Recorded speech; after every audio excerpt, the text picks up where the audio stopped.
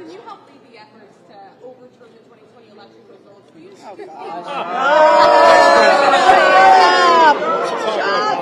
Next question. Next question. Yep. I mean, who could forget that moment as the House Republicans debuted their new speaker, Moses Mike Johnson, and a reporter had the audacity to ask this new speaker about his participation in the election denial and the big lie. And North Carolina Representative Virginia Foxx told them to shut up. And for a lot of Americans, this is the first I'd ever seen Virginia Foxx to any great extent. She's on the education committee. She's been in Congress for 19 years. But even I, who was a bit of a political hog, had never really heard much about Virginia Foxx. But here we are, an 80-year-old woman who's comfortably in what had been a heavily gerrymandered district for 19 years. Well, a lot of that's changed, and we're going to talk about that.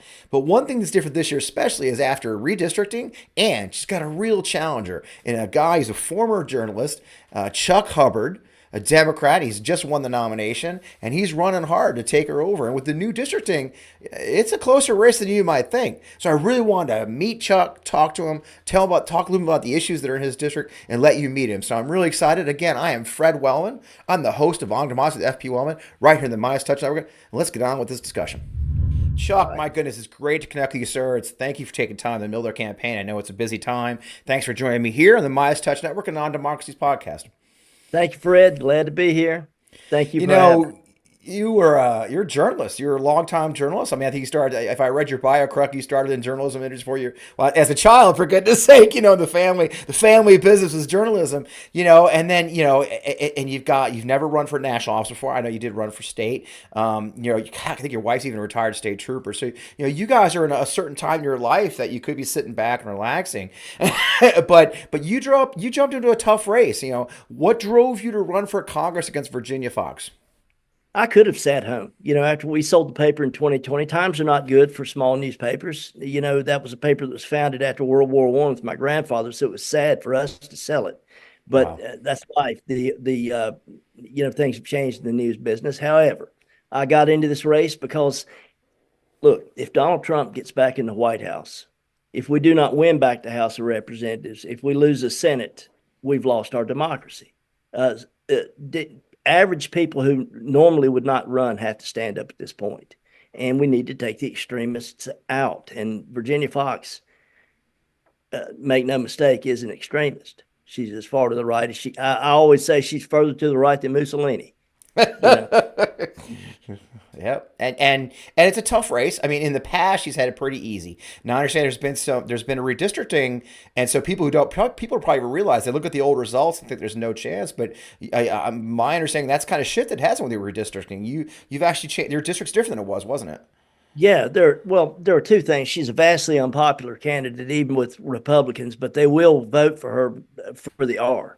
But we have the unaffiliated voters and the Democrats on our side, and yes, redistricting. It was huge. I mean, it hurt really nice people, and I've mentioned Kathy Manning and Jeff Jackson. However, they took the entirety of of Greensboro, with the exception of 5% of the city, and put it into our district, into the 5th district. Wow, adds in a couple 100,000 votes, and it puts us in a swing district 4 or 5 points out. So basically what we have to do is we have to gin up the voting Greensboro, and in Watauga County, which has Appalachian State, that's a very blue area too. And then we believe we need to just overperform in the more rural counties, and we win this going away. So that's great. I mean, that changes it quite a bit. I mean, and it makes what we say for her different. And your timing is great. You've stepped up to the plate, and you're pushing hard. And obviously, it's tough to break out nowadays. You're in far western North Carolina, so a lot going on in North Carolina. What do you think of you got Mark Robinson at the top of the ticket for governor. You've got this. I mean, it's a lot of extremists running your state right now. It seems like Virginia Foxx has brought a lot of crazies with her. I want to tell you something. These people are not representative of what North Carolinians are. Oh, it's a great state. North Carolinians are very loving and kind for the most part. However, the hard right has gotten hold. And Robinson's something else again. I mean, I've had a donor recently out of California I was talking to, and who said it when they were reading about Robinson, they thought it was satire, parody, or something like that. They read that it was the truth. And Virginia Foxx is that way too. I mean, she's gotten harder telling reporters to shut up on the floor of Congress. I mean, who does that? I mean, even a journalist, I mean, we take it in the mouth. I mean, that's part of our profession sometimes, but being disrespected in that fashion is unconscionable, and it's below the dignity of a member of Congress. Standing on the floor of Congress last December, reading the night before Christmas and saying that giving whole milk to small school children is woke.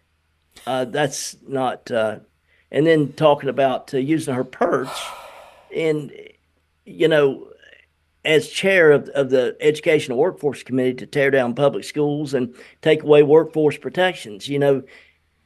She sends out these letters, these screeds that talk about the woke mobs running around North Carolina's campuses. We were talking about University of North Carolina, NC State, or Appalachian. Well, I thought to myself, I wonder what a woke mob looks like. It might be fun. Yes. It's an invention. It's BS. I mean, it's but she knows that she can speak to a certain portion of her base, and that's what she plays to. She figures there are more of them in the more rural areas of our county, but she's sadly mistaken if she thinks that that makes up the majority of the folks in Watauga and Greensboro, for example. Yeah. And there are plenty of Democrats coming out too. I believe there will be. One of the things she says a lot, she's an educator, right? But, you look at her record, she's actually been a professional politician for nearly 30 years. She retired from education in 1994. And so she was a state senator, and now she's been a representative for almost 19 going on 20 years. I mean, that's a long time to represent a district. Has there been, has she made it better? I guess I always ask that question. It's one of the things that people like to joke about, are you better off now than you were 4 years ago? I guess you get to ask, are you better off now than you were 20 years ago with Virginia Foxx? No, we're not. I mean, 20 years ago, we were not attacking public educational institutions.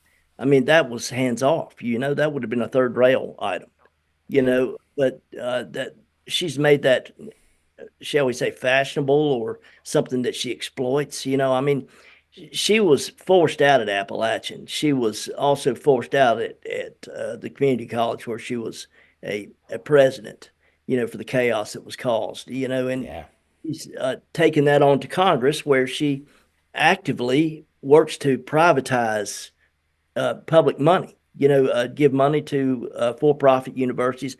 Can you even imagine universities whose degree is not worth the paper they're written on, and taking that away from schools like whether it's the University of Nebraska and the University of North Carolina? It's unconscionable. And also, she's in favor of these public school vouchers, which are all the rage in North Carolina right now, and it's very sad, taking money directly away from our public schools and allowing millionaires' families to benefit. I mean, these are unhealthy developments for the state of North Carolina, and I don't support any of it. I believe in public education. I spent my whole life supporting it, and I will absolutely turn the tide on giving money to publicly owned entities. Yeah, I mean, she's used her perch on the education committee, which she's the chairman of right now, almost as essentially a tool to attack education, to attack public education, attack educators. I mean, what's her most recent thing? She was trying to pass a bill where she blended her extreme anti-immigrant views with her extreme anti-school views to pass the Schools Not Shelters Act, which would strip money from any school that was used as a shelter for immigrants. I mean, there's and why were immigrants being put in the gyms at shelters? Because Governor Abbott, that are shipping in that cities that can't handle. I mean, it is like create a problem and then penalize those who try to fix the problem. It seems like that's her whole approach, right? It's undermining the things she's supposed to be supporting instead of actually doing the work, isn't she? And I can't even imagine that she actually believes those things. I think that she does just simply to. It is so cynical. It is. Saying and doing these things to get support from the lowest common denominator. That's what it is. How do we gin up the most votes? How do we get the most donations? Well, we are abusive toward immigrants, and this whole divide and conquer thing, fear of the other, and then we're going to split them up and we're going to own the whole show. And that's been the theory for quite a while. I just don't have time for that. I want our nation to do well. And immigration is a foundational thing for the United States. Where are we without immigration? Let's be honest about that. Everybody wants a safe border. And the notion that anybody wants fentanyl to be tracked across the border is insane. Nobody wants that. However, we have to do this in a reasonable, humane, and legal way, a kind way, best way we can. Yeah, and that's the key, right? There's the lack of kindness is what shocks me when, especially people who are so passionate about their religious views and bringing them into every conversation, which is what she likes to do. She's done that, of course, with her very strong stance. Her number one issue on her website, everywhere you go, is, of course, abortion, the sanctity of life, from conception to death and natural death. She's pushing for some of these most, extensive abortion bans. And I think she's been talking about a national abortion ban, hasn't she, Chuck? I mean, she's one of those proponents for that, didn't she? She's opposed to it. Well, and I respect anybody's faith, and I know that she is Roman Catholic, and so I understand that perspective. I get that. That the church is opposed to that, but she's opposed to abortion for any reason whatsoever. If a 12-year-old child's been raped, that child has to carry that baby to that fetus until birth. If